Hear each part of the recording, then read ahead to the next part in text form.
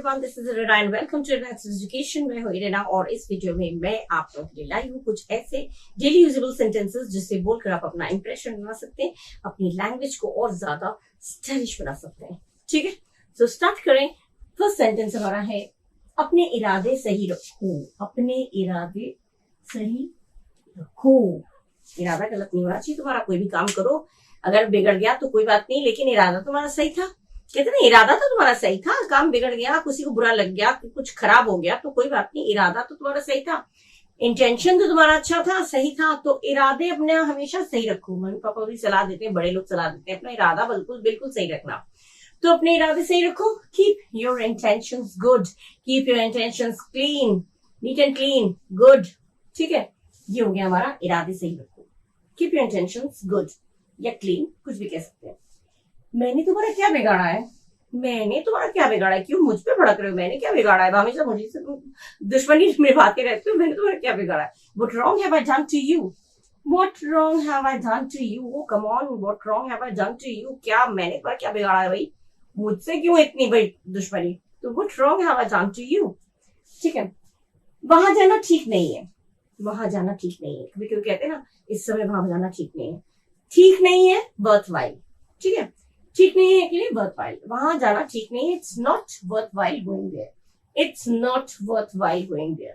तुम्हारा बड़ों के बीच में बोलना ठीक नहीं है। कहते हैं ना, हमारे पापा कहते हैं बड़े बात कर रहे हैं, बच्चों को बीच में बोलना ठीक नहीं है। इट्स नॉट वर्थ करके आप जो भी सेंटेंस है उसको ऐड कर सकते हैं। It's not worth. ठीक है, एल्डर्स के बीच में, बड़ों के बीच में, it's not worth speaking in and interrupting in between. बीच में इंटरप्ट करना, बीच में बोल पड़ना, इट्स नॉट वर्थ, ये ठीक नहीं है।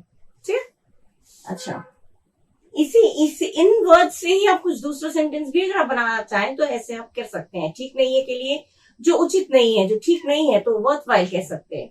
ठीक है, अब अगला है क्या हुआ अगर मम्मी ने डांट दिया तो? क्या हुआ मम्मी ने डांट दिया तो? क्या हुआ किसी ने तुम्हारा दिल तोड़ दिया तो? क्या और मिल जाएंगे? मम्मी ने डांट दिया तो इसमें बुरा मानने वाली कौन सी बात है? क्या किसी ने दिल तोड़ दिया तो इतना उदास होने की क्या बात है? फिर से अपने आप को फ्रेशन अप हो जाओ, फिर से कोशिश करो, कुछ डिसीजन लो। ठीक है, कुछ डिसीजन लेना चाहिए। तो ये चीज है कि क्या हुआ का इंग्लिश क्या होगा? व्हाट इफ करके आप जो भी सेंटेंस, क्या हुआ अगर मैं जल्दी आ गया तो? क्या हुआ अगर उसने तुम्हें गाली दे दी तो?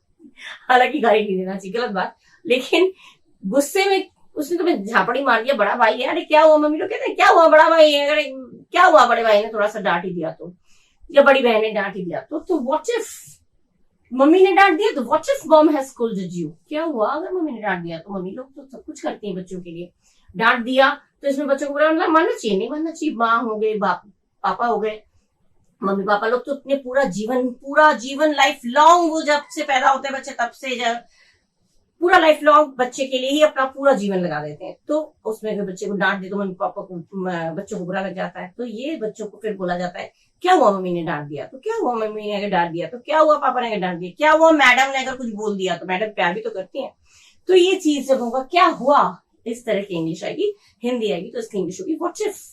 ठीक है, क्या हुआ मैं अगर 5 मिनट लेट ही हो गया तो इस पे कौन, तो क्या हुआ व्हाट इफ। अच्छा, बड़े लोगों की बातें भी बड़ी होती हैं। बड़े लोगों की तो बातें बड़ी होती है। High winds blow on high heels. High winds blow on high heels. Sentence देखिए, जो हमारा हिंदी वर्ड है, हिंदी का जो शब्द है उसके साथ वर्ड टू वर्ड वो इंग्लिश नहीं होता है। इंग्लिश कुछ और होता है, मीनिंग वो निकलता है, सेंस वही देता है, लेकिन ये आपको पढ़ेंगे तभी आपको पता चलेगा। High winds blow on high heels. अब यहाँ पे ना तो पहाड़ की बात हो रही है, ना विंड की बात हो रही है, हवा की बात हो रही है, कुछ नहीं हो रहा है। लेकिन सेंस अगर दे रहा है तो क्या सेंस दे रहा है? बड़े लोगों की तो बातें भी बड़ी बड़ी होती है भैया। तो high winds blow on high heels.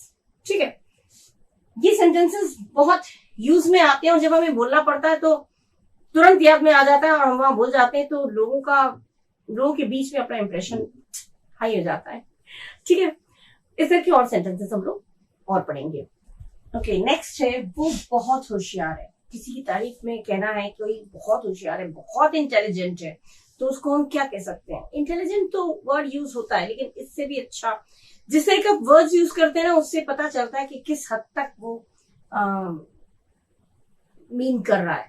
ठीक है, इंटेलिजेंट है, ठीक है, लेकिन brainiac, she is brainiac, she is a total brainiac, मतलब बहुत होशियार है, she is a total brainiac, she is a total brainiac. किसी को आप कह रहे हैं या you are a total brainiac, तुम बहुत होशियार हो, तुम्हारा दिमाग किसी की तारीफ में बोल दी, यू आर अ टोटल ब्रेनियक। तो टोटल ब्रेनियक मतलब होता है बहुत होशियार, बहुत इंटेलिजेंट, वेरी इंटेलिजेंट, ठीक है, शी इज अ टोटल ब्रेनियक, ठीक है। अच्छा, बिल्कुल यही बात तो मैं तुमसे पूछ रहा हूँ, कहते ना यही तो मैं पूछ रहा हूँ, बोलते ना यही तो मैं पूछ रहा हूँ, यही तो मैं बता रहा हूँ। तो that's what exactly I am asking you, that's exactly I am asking you, यही तो मैं पूछ रहा हूँ तुमसे, that's exactly I am asking you. कितना अच्छा लगता है सुनने में, that's exactly I am asking you, that's exactly I was asking you, यही मैं तुमसे पूछ रहा था हो जाएगा तो वाज, हूं है तो is, I am asking you, ठीक है, दैट इज का शॉर्ट फॉर्म दैट्स, तो that's exactly I am asking you, यही तो मैं पूछ रहा हूँ और यही बात तो मैं तुमसे पूछ रहा हूँ, तो that's exactly I am asking you. अच्छा, मैं बुरी तरह से थक गया हूँ, चलो कुछ खाते हैं, बहुत बुरी तरह से थक जाते तो टायर्ड नहीं बोलते हैं, टायर्ड तो ठीक है, एग्जॉस्टेड बोलते हैं, टायर्ड बने थका, एग्जॉस्टेड बने और ज्यादा थका, और आई एम बीट बने, यहाँ पे बीट बने मारना नहीं है, बीट बने बिल्कुल पूरी तरह से थक के चूर हो गया हूँ बिल्कुल, तो आई एम बीट, ये स्लैंग लैंग्वेज में अगर टायर्ड गलत नहीं है और एग्जॉस्टेड भी गलत नहीं है, लेकिन बीट जो वो स्लैंग लैंग्वेज में आ गई, एकदम स्लैंग भाषा, जब यहाँ पे कहीं कहीं पे होता है एकदम स्लैंग वर्ड्स यूज करिए तो वहां इंप्रेशन अच्छा बनता है। तो I am beat, let's grab some grub, grab माने खाते हैं और ग्रब माने खाना, लेट्स ग्रैब सम ग्रब, कितना सुंदर लगता है सुनने में, grab, let's eat something, easy word है, चलो कुछ खाते हैं, लेट्स ईट समथिंग, लेकिन ये ना बोल के लेट्स ग्रैब सम ग्रब, ये सुनने में अच्छा लगता है और ये स्टाइल भी बना देता है अपना, है ना। काफी सारे लोगों के बीच जब हम ये चीजें बोलेंगे तो लोगों को लगेगा, भले ही वो समझ ना पाए तो वो मीनिंग निकालेगा या फिर आप ही से पूछेगा, तो अच्छा भाई भाई क्या बोला तुमने, मीनिंग क्या था इसका, अच्छा ये था, अरे वाह कहाँ से ढूंढ के लाते हैं वर्ड्स, तो ये चीज है, आपका इंप्रेशन वहां पे हाई हो जाएगा। तो लेट्स ग्रैब सम ग्रब, चलो कुछ खाते हैं, ठीक है, खाते हैं, थक जाते हैं, कुछ खाते हैं बैठ के तो थकान दूर हो जाती है, इसीलिए।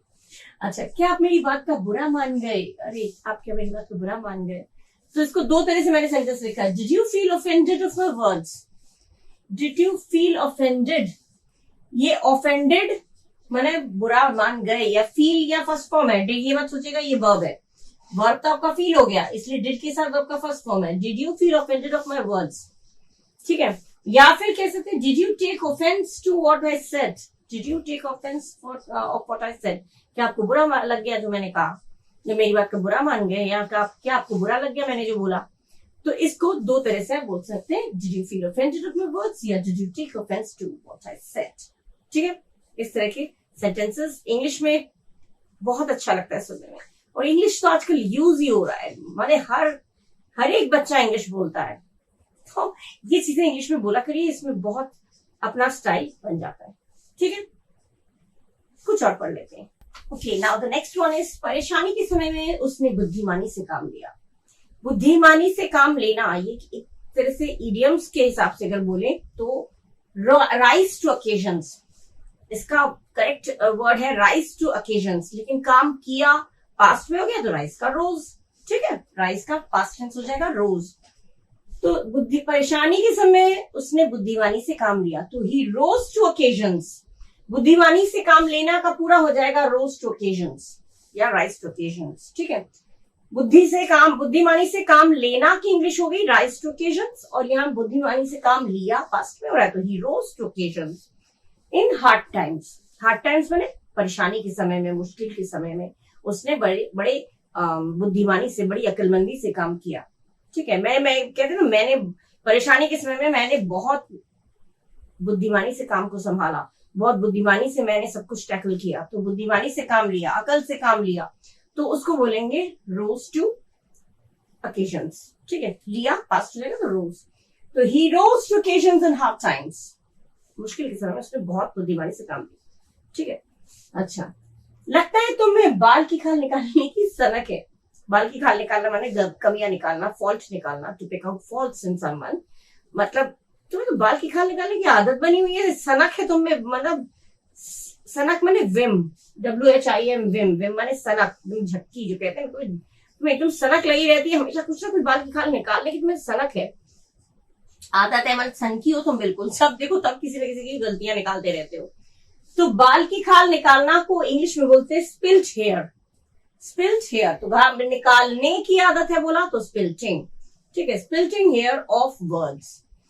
यू सीम, सीम माने तुम्हें लगता है, देख के, तुम्हें देख के लगता है तुम तो, यू हैव द विम, तुम्हें सनक है किस चीज की, of splitting hair of words, of the words. कोई भी बात हो उसकी बाल की खाल निकालने की आदत, कोई भी बात हो, किसी की भी बात में आप बाल की खाल निकालते हैं, ठीक है। होते हैं कुछ लोग, कुछ भी बात आप बोलिए, हो सकता है आपने कुछ अच्छे सेंस से बोला, लेकिन उसने ऐसा क्यों बोला, उसने ये बोला, उसने ऐसे बोला, इस तरह से बोला। हो सकता है आपने नॉर्मली कैजुअली कोई बात कही हो, लेकिन वो सामने वाला सोचता है कि अरे उसने ऐसा बोला ना, उसने ये ऐसे सेंस से बोला, उसने इसको इंगित करके बोला। ये होता है, कुछ लोगों का माइंड इतना मीन होता है कि वो लोग ऐसे ही सोच लेते हैं, अच्छा उसने ये बोला था ना, उसने ये, मतलब कोई भी बात कैजुअली जो बोला जा रहा है उसमें भी कमियां निकाल देते हैं। होते हैं कुछ लोग, रिलेटिव्स में ज्यादातर होते हैं, सबके में नहीं, कुछ लोगों के रिलेटिव्स में, फ्रेंड्स में होते हैं। तो लगता है तुम्हें बाल की खाल निकालने के आदत है, you seem to have the whim of splitting hair of the words, ठीक है। आपको जाना कहाँ है, एक होता है आप कहाँ जाना चाहते हैं, ये अलग से हो जाए, where do you want to go, where do you want to go. लेकिन यहाँ पे आपको जाना कहाँ है, आपको करना क्या है, आपको बोलना क्या है, आपको खाना क्या है। बहुत लोग बोलते हैं ना, तो इसमें वांट नहीं आएगा। कभी कभी कहते हैं आपको खाना क्या है, तो what do want to eat नहीं आएगा, यहाँ पे चाह नहीं रहे। आपको जाना कहाँ है, where have you to go, where have you to go. तुम्हें आपको जाना कहाँ है, तुम्हें जाना कहाँ है ये तो बताओ, where have you to go, ठीक है। कभी कभी रास्ता पूछता है तो लोग पूछते हैं ना, आपको जाना कहाँ है, ये बताइए मुझे, पहले बताइए आपको जाना कहाँ है। तो where have you to go, इसका सही इंग्लिश ये है। Where do you want to go नहीं होगा, वांट माने जाना, आप कहाँ जाना चाहते हैं तो हो जाएगा वांट, लेकिन यहाँ पे आपको जाना कहाँ है तो where have you to go. उसे जाना कहाँ है तो वेयर हैज ही, हैज आ जाएगा, ही शी होगा तो हैज आ जाएगा। तुम्हारा दोस्त तो बहुत अमीर हो गया है, बहुत अमीर हो गया है। Your friend is rolling in wealth, your friend is rolling in wealth माने धन से एकदम लोटपोट खा रहा है, मतलब बहुत धनी हो गया है। रोलिंग इन वेल्थ, ये इडियम्स है एक तरह से, ये कभी कभी आप लोग ये देखिएगा, ये तो बोलचाल में भी यूज होता है, कभी कभी जो लोग कॉम्पिटिटिव एग्जाम्स की प्रिपरेशन ले रहे हैं उनके लिए भी मैं ये बता दे रही हूँ कि ये रोलिंग इन वेल्थ आ गया, उसका ऑप्शन दे दिया कि इसका 4 ऑप्शन ऐसे ऐसे है, तो आपको मालूम होना चाहिए, you should know the exact meaning of that particular idiom. ये जो है रोलिंग इन वेल्थ माने बहुत धनी, बहुत रिच, ठीक है। तो तुम्हारा दोस्त बहुत अमीर हो गया है, तो your friend is rolling in wealth, ठीक है।